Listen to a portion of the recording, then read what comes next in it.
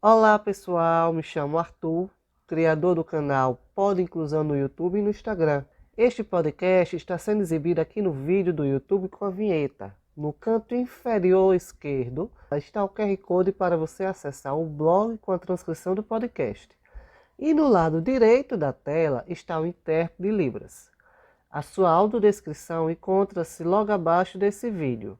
Essa iniciativa é fruto de uma pesquisa de mestrado em Inovação e Tecnologias Educacionais da UFRN, sob a orientação da professora Jéssica Fonseca, e tem permissão do Comitê de Ética da UFRN. Vamos discutir nesse episódio questões relacionadas à saúde e à ciência no que cerne a Síndrome Berardinelli. Desde já, peço que se inscreva no meu canal, ative o sininho e compartilhe com seus amigos e familiares para que possamos alcançar mais pessoas. Primeiro, vamos receber a doutora Fátima Baracho. Nos conte um pouco a sua trajetória com a Síndrome de Berardinelli. Em 1993, eu iniciei os trabalhos ao me oferecer para atender duas irmãs que estavam procurando atendimento no UOL.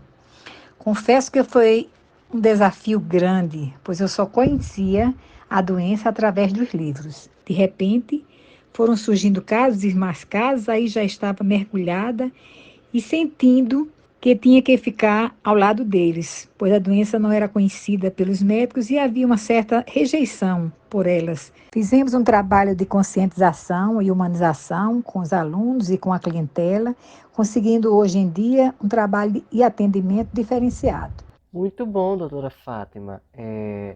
Agora você nos explique melhor o que é Síndrome Berardinelli, quais são as suas características, as suas implicações.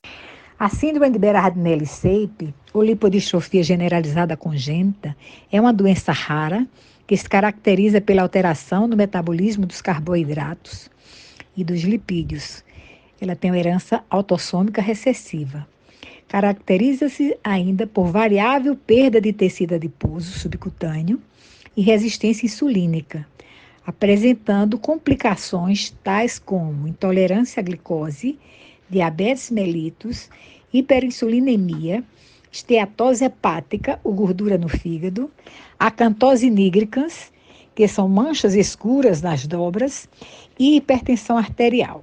Os aspectos clínicos principais desta síndrome são a dislipidemia, principalmente a hipertrigliceridemia, níveis diminuídos de leptina e de adiponectina, aspecto acromegaloide, que são extremidades grandes, hepatoesplenomegalia, o aumento do fígado e do baço, e esteatose hepática, evoluindo para cirrose e morte por insuficiência hepática. O aparecimento de diabetes mellitus ocorre na síndrome de Berardinelli-Seip com a idade média de 12 anos. É importante que se diagnostique precocemente para melhor controlar as taxas de glicemia e dos lipídios, para que consigamos minimizar as complicações advindas da síndrome.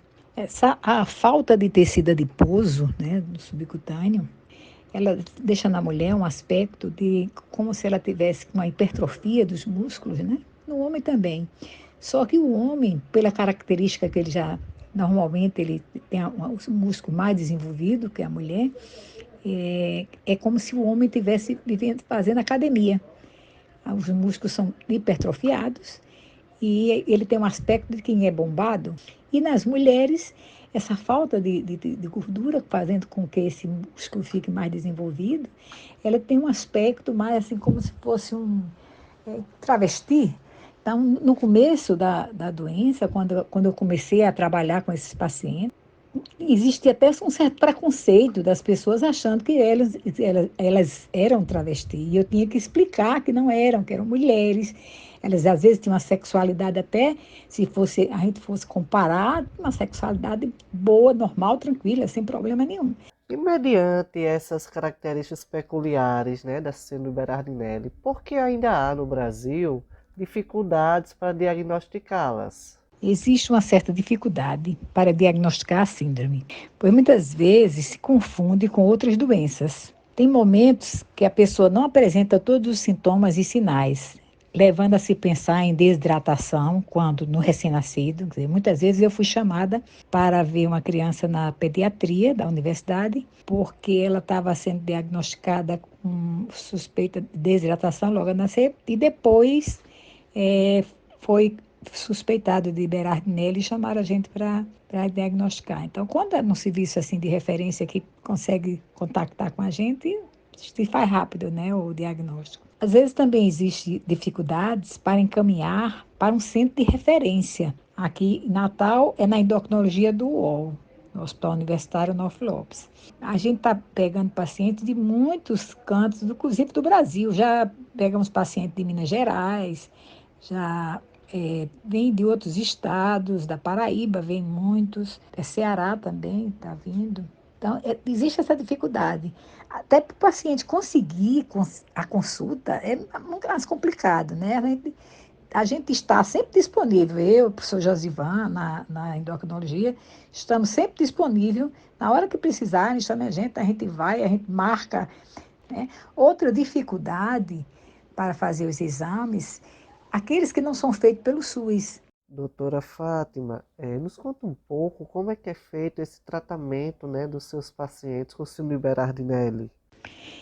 Quanto ao tratamento, né, das drogas que nós temos, a gente tem conseguido as medicações para o diabetes, né? E a gente consegue, dentro do possível, porque as melhores drogas que fazem com que haja diminuição dessa resistência insulínica, elas são mais caras, mas a gente até tem conseguido para que eles façam, né? E em relação às insulinas também, a gente tem conseguido pela via mandato judicial para que eles recebam as insulinas. Então, nós temos essas medicações que fazem parte do tratamento do diabetes, né? Temos as drogas também para dislipidemia, que muitas são fornecidas pelo governo. Tentamos fazer uma mudança de hábito de vida para esses pacientes, né, com a dieta adequada, que não é muito fácil, porque eles têm uma fome muito grande. Então, a gente tenta minimizar isso aí para ver se eles conseguem controlar. E temos agora também a metraleptina, né, que é uma droga, que é um análogo sintético do hormônio leptina, que é usado para tratar a lipodistrofia, como também para tratar determinadas dislipidemias. Então, é uma droga muito boa e que a gente espera que no futuro a gente possa usar com mais, conseguir mais fácil, né, porque até ela não está ainda muito no mercado. Vamos agora receber o Dr. Josivan Lima, que vai nos falar as principais pesquisas, né, que ele vem desenvolvendo sobre a síndrome de Berardinelli. Começamos os primeiros trabalhos, primeiro caracterizando a nossa população, e aí a gente avaliou tanto do ponto de vista clínico, como do ponto de vista laboratorial. Depois a gente veio com uma outra linha, que era a avaliação óssea desses pacientes. Tinha pouca gordura, eles poderiam ter um osso melhor, já que sobra como se sobrasse célula para produzir mais a parte óssea. E isso realmente a gente confirmou nas nossas pesquisas, avaliando densitometria óssea e avaliando qualidade óssea. Depois nós continuamos na linha de pesquisa avaliando a predisposição a infecções nos pacientes com síndrome de Berardinelli. A gente observava que alguns pacientes evoluíam mal quando tinha alguma infecção, inclusive indo a óbito por causa de infecções. Atualmente também a gente tem tido muito cuidado, muita preocupação, e o que a gente tem percebido, que a gente tinha uma dúvida, que o leite materno ele tem leptina. Então a amamentação poderia ser benéfica no sentido de que a criança terminaria consumindo um pouco dessa leptina que estava vindo da mãe. Mas a gente percebeu que crianças de 1 mês, 2 meses, somente amamentando, tinha triglicerídeos muito altos, acima de 1.000, quando o normal é até 150, e isso já comprometia o fígado dessa criança, vinha com as transaminases elevadas. Então agora a gente está querendo descobrir um leite que tenha uma composição mais adequada para que não falte para a criança, mas que também não aumente o triglicerídeo e não piore o fígado. Um outro ponto que a gente tem que é as diferenças em relação ao diabetes, à hipertensão, à dislipidemia entre pacientes do sexo masculino e do sexo feminino. A gente observou que as mulheres, pacientes com síndrome de Berardinelli, mulheres, elas evoluíam pior. E a gente está concluindo agora esse estudo e chegando a uma conclusão de que realmente o sexo feminino termina sendo um fator de risco adicional para evoluir desfavoravelmente no sentido de precisar doses mais elevadas de medicamentos. E doutor Josivan, me diz uma coisa, quais são os principais desafios, né, para lidar com as pessoas com síndrome de Berardinelli no campo clínico? A síndrome de Berardinelli é uma doença crônica e ela vai passar a vida inteira com aquela doença. Como eu falei também previamente, não existe uma cura, existe um controle.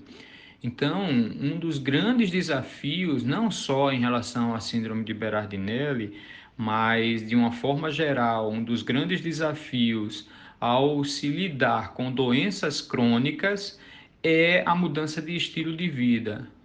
Mas o que piora mais ainda é que um paciente diabético tipo 2, ele geralmente fica diabético aos 50, aos 60 anos de idade. Então, já é um momento onde a gente pode conversar e argumentar mais facilmente. Agora, argumentar com uma criança de 2 anos, de 3 anos, de 5 anos, de 10 anos, que já tem a doença desde que nasceu, a síndrome de Berardinelli, e eu consegui com que ela vá para uma festinha e ela vê todos os coleguinhas lá comendo e ela não pode comer, e ela não consegue entender exatamente isso. Então, é um desafio a mais. E para piorar ainda mais esse quadro, faz parte da síndrome de Berardinelli uma diminuição em um hormônio chamado leptina, que é um hormônio que é produzido pelo tecido gorduroso, e esse hormônio, ele diminui o apetite. O segundo seria em relação ao tratamento em si, né? A gente não tem ainda um tratamento específico para a doença, para a síndrome de Berardinelli. A gente está sempre tratando a consequência da doença, né? Doutor Josivan, e por que aqui no Rio Grande do Norte se apresenta a maior prevalência de síndrome de Berardinelli no mundo? O principal motivo é a consanguinidade, tá? O fato das pessoas casarem entre primos ou serem de uma mesma família, mesmo que distante. A gente tem muito casamento entre familiares, tá? A última análise que a gente viu dos nossos pacientes aqui cerca de 80% dos pacientes tinham histórico de consanguinidade na família, tá? Então, no mundo, a consanguinidade acontece em torno de 10% das pessoas. E aqui nos pacientes com síndrome de Berardinelli, isso chegava até 80%. Então, o fato da gente ter muita consanguinidade facilita, né, aumenta a chance da gente ter mais casos de doenças autossômicas recessivas, como síndrome de Berardinelli. Isso não é só da síndrome de Berardinelli, existem outras doenças que também terminam acontecendo mais aqui no nosso meio. Para se ter uma ideia, a gente acredita que hoje no mundo tenha em torno de 500, 600 casos de síndrome de Berardinelli. E a gente já acompanhou, só aqui no ambulatório do Hospital Universitário, mais de 50 casos. Terminamos por aqui mais um episódio do podcast. Desde já, não deixe de comentar aqui no meu canal e se inscreve, ative o sininho e compartilhe com seus amigos e familiares para que possamos alcançar mais pessoas.